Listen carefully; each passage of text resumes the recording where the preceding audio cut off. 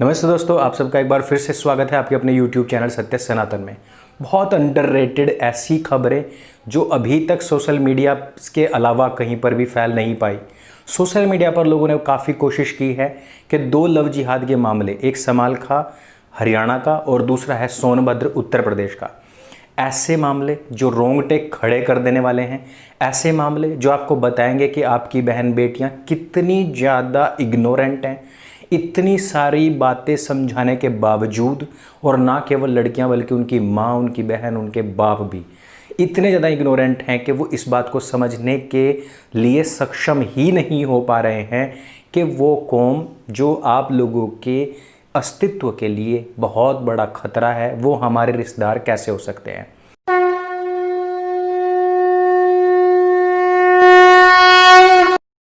इसमें सबसे पहले जो खबर है वो है समाल खां हरियाणा की। ये दिल्ली से कोई ज़्यादा दूर का क्षेत्र नहीं है।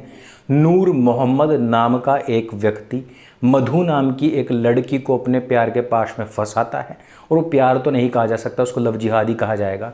उसकी माँ जो है, लड़की की माँ, इस बात को मान जाती है तो फिर मैं उसके साथ में शादी कर लेता है। और शादी करने के बाद में होता क्या है, पहले तो उस लड़की के साथ में शादी की और फिर शक पैदा हुआ उसको कि यह जो लड़की है जिसके साथ उसने शादी की है, इसका चरित्र सही नहीं है। मतलब आप पहले किसी लड़की को फंसाते हैं, वो आपके प्यार में फंस भी जाती है, और वो क्यों फंस गई यह सोच करके कि वो मेरे साथ फंस गई तो औरों के साथ भी फंसी हुई होगी। हिंदू की बच्चियों में बात अक्सर यही होती है कि वो सबके साथ में ठीक ठाक बातचीत करती हैं, वो काले तंबू में ढक करके नहीं रहती हैं, उनकी सोच संकीर्णता की मानसिकता वाली नहीं होती है, तो वो सबके साथ में बात करती है। और नूर मोहम्मद जो है, मोहम्मद नाम ध्यान रखिएगा, ये एक ऐसा नाम है जो सुन्नत को अदा करने हेतु हर मुसलमान, हर मोमिन अपने नाम के साथ में जोड़ता है। नूर मोहम्मद, मियाँ नूर मोहम्मद जो है, वो उस लड़की के ऊपर शक करता है, और शक में ही उस लड़की के साथ में उसका झगड़ा हो जाता है। झगड़ा होता है तो मधु अपनी छोटी बहन 18 साल की थी मनीषा, उसको बुलाती है और वहाँ पर बातचीत जो होते होते वो बिगड़ जाती है। बिगड़ इतनी जाती है कि मोहम्मद, नूर मोहम्मद जो है, वो कुल्हाड़ी उठा करके अपनी बीवी की गर्दन पर मार देता है। अब होता क्या है, मारता है, वो छटपटा करके नीचे गिर पड़ती है। मनीषा आती है तो मनीषा को भी मारता है।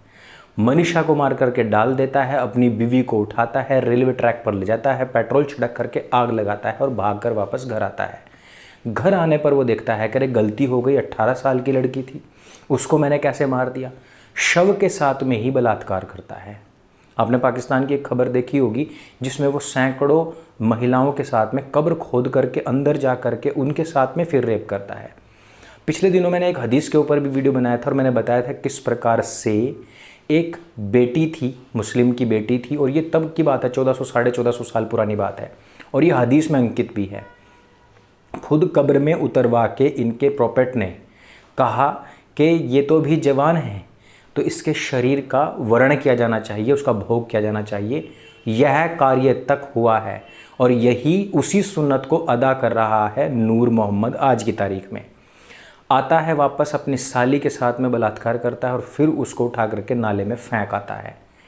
अब उसकी जो सास थी वो भी हिंदू ही है। उसकी सास है जो बार बार नूर मोहम्मद को फ़ोन करती है कि भाई मेरी बेटियों से बात कराओ, बेटियों से बात कराओ, बेटियों से बात कराओ। नूर मोहम्मद कहाँ से बात करवाता दोनों को, तो वो उठा करके फेंक चुका था।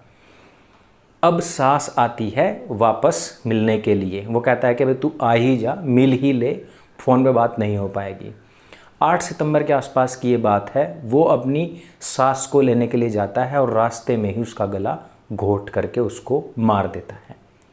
और आपको मैं एक बहुत ऐसी बात बताऊं कि आपके रोंगटे खड़े हो जाएंगे, सास को मारने के बाद उसके साथ में भी बलात्कार किया जाता है। अब आप समझते हैं इस बात को। केवल और केवल हवस और हवस, इसके अलावा कुछ भी नहीं है। आपकी जो बहन बेटी जिंदा है, जिसके हाथ पैर चल रहे हैं, भला उसके ऊपर उसका दिल क्यों नहीं आएगा, उससे उसकी हवस पूरी करने की इच्छा क्यों नहीं जागृत होगी, जो बकरी को नहीं छोड़ता, जानवरों को नहीं छोड़ता, इवन जिस शव से लोग पीछे भागते हैं, डर करके पीछे भागते हैं, उसके साथ में भी वो दुष्कर्म कर लेते हैं। तो अच्छी भली हंसती खेलती बहन बेटियों के ऊपर उनकी कितनी नीयत ख़राब नहीं होगी।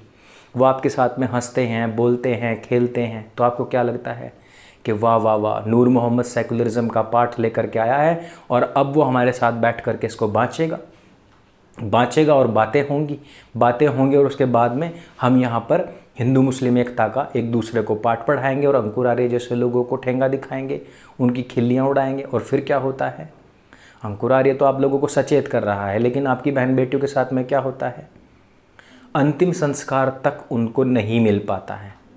यानी कि अपनी बीवी को, अपनी साली को और अपनी सास को, तीनों को मार करके नूर मोहम्मद फेंक देता है। एक को पेट्रोल डाल करके रेलवे ट्रैक पे वहाँ जलाता है, दूसरी को मार करके काट करके उसको नाले में फेंक देता है और तीसरी को फिर मतलब उनकी माँ को भी फेंक देता है। क्या उन्होंने कभी अपने जीवन में सोचा होगा कि इस प्रकार की मौत उनको मिलेगी? जीवन भले ही ढंग का ना मिले, लेकिन कम से कम सब लोग ये सोचते हैं कि मौत तो कम से कम ढंग की मिले। इसके पीछे एक ही चीज़ है और वो है इनकी कट्टरपंथी ऐसी सोच जो कि गैर इस्लामिक लोगों को कुत्ते बिल्ली से भी ज़्यादा घटिया समझते हैं। और बात यहीं पर नहीं रुकती है, बात पहुंचती है लक्ष्मी के पास सोनभद्र में। और सोनभद्र में एजाज अहमद नाम का एक लड़का, एक लड़की जिसका नाम है लक्ष्मी, उसको यही सेकुलरिज्म की पीपनी सुना करके अपने प्रेम पास में फंसाता है, लव जिहाद में फंसाता है।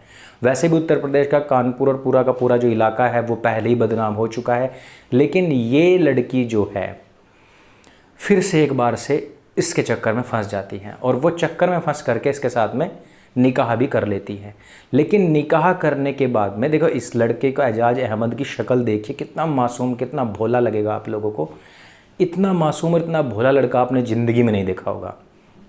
उम्र कितनी कम है इसकी, लेकिन ये एक खूबसूरत हिंदू लड़की को अपने प्रेम फास में फंसा लेता है और वो फंसती भी है। रीज़न है सेकुलरिज्म, हिंदू मुस्लिम सिख ईसाई आपस में सब भाई भाई। वो जो आप लोगों ने लेक्चर सुन रखा है और जो किताबें पढ़ रखी हैं और जो आपके माँ बाप ने आपको सिखाया हुआ है, क्योंकि हकीकत से उनका कोसों तक कोई नाता ही नहीं है, तो उस सेकुलरिज्म के पाठ को कंप्लीट करने हेतु वो पहुंच जाती है और शादी कर लेती है। लेकिन एजाज अहमद का जो पीछे से चला हुआ प्रोपेगेंडा है वो है कि एक हिंदू लड़की को इस्लाम में कन्वर्ट करना, और कन्वर्ट करेगा तभी तो लड़की की बोली लगेगी, बोली के हिसाब से पैसा मिलेगा। लेकिन लड़की ने मना कर दिया कि भाई मैं कन्वर्ट नहीं होंगी।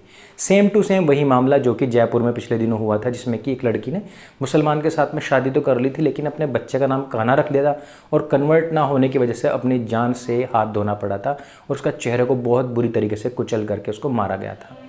यही सेम टू सेम हुआ सोनभद्र में। लड़की को कहा गया कि इस्लाम में कन्वर्ट हो जाओ, लड़की कन्वर्ट नहीं हुई। उसने कहा कि यहाँ हमारे तुम्हारे बीच में प्यार है, प्यार जो हुआ है, शादी जो हुई है वो स्पेशल मैरिज एक्ट में हुई है, तो मैं कन्वर्ट क्यों हूँ। लड़की को बहुत बुरी तरीके से बेरहमी के साथ मारा गया और फिर उसका जो धड़ था वो सिर से पूरी तरीके से काट करके अलग कर दिया गया। वो फ़ोटो मैं आपको नहीं दे सकता हूँ, पिन कमेंट में आप जा कर के देख सकते हैं।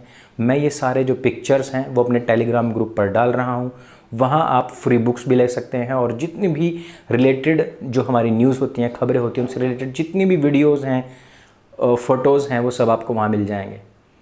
सोनभद्र में इस लड़की के साथ में ये हुआ, लेकिन बात यहीं पर रुकती नहीं है।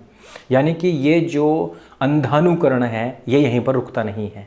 भोपाल से मुझे भी एक एफिडेविट मिला और वहाँ पर मैंने देखा कि एक और लक्ष्मी नाम की एक लड़की है जो अपने आप को इस्लाम में कन्वर्ट कर चुकी है।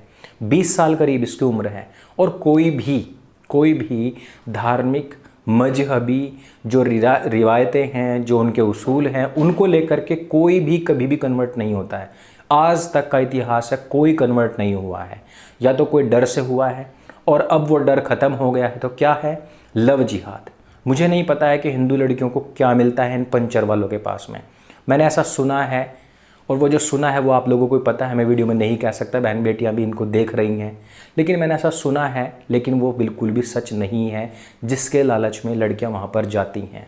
मैं कहना चाहता हूँ ऐसी लड़कियों के विषय में, जो अगर उनको ऐसा लगता है तो please try Hindu boys also.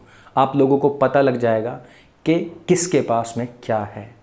मुझे ये बातें नहीं कहनी चाहिए, लेकिन क्योंकि यह जो बदस्तूर जारी प्रवाह है, इसको रोकने हेतु जो सच्चाई है, सच्चाई से तो आपको रूबरू कराना ही पड़ेगा।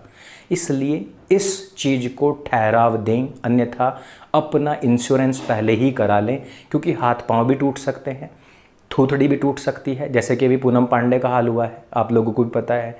गोवा में गए थे, सिर्फ 12 दिन के अंदर ही इस्लामिक लड़के की जो असलियत थी वो सामने आ गई, और उसने उसकी इतनी बुरी तरीके से पिटाई करी है, इतनी बुरी तरीके से पिटाई करी है कि आज पूनम पांडे खुद कह रही है कि भाई मैं तो तेरे से तलाक लेने के लिए अब तैयार हूँ।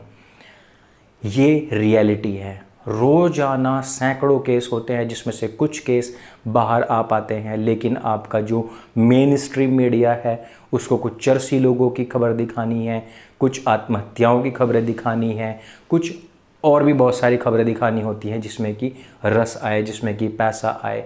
लेकिन वो जो चीज़ें हैं जो हिंदुओं के अपने वेलफेयर से जुड़ी हुई चीज़ें हैं, उन लोगों को इन खबरों से कोई मतलब नहीं होता है। इसी वजह से सत्य सनातन आप लोगों के लिए स्टैंड लेकर के खड़ा हुआ है कि जो खबरें दब जाती हैं ऊंची आवाज़ों में, बड़ी आवाज़ों में, दीपिका पादुकोण की गिरफ्तारी की आवाज़ में जो खबरें दब जाती हैं, और जो आपके घर में जो बेटी बैठी हुई है, जो आपके घर की जो दीपिका है, जो आपके घर की रिया है, उसका जीवन जो दांव पर लगा हुआ है, उसको बचाने हेतु हम कृत संकल्पित हैं कि आप लोगों को अवेयरनेस हेतु ऐसी चीज़ें बताते रहें। दोस्तों, आप लोगों को हो सकता है बहुत सारी मेरी बातें जो हैं अच्छी लगी हों, कुछ हो सकता है कुछ बातें आपको आपत्तिजनक भी लगी हों, लेकिन समय के अनुसार हर बात करना बेहद ज़रूरी हो जाता है, और इन विषयों में आप लोगों को भी अपनी बहन बेटियों से बैठ करके बातचीत करनी चाहिए, और हो सके तो समय से उनको उनके घर पहुंचा देना चाहिए। मेरे संग बोले सत्य सनातन वैदिक धर्म की जय। जय हिंद, वंदे मातरम।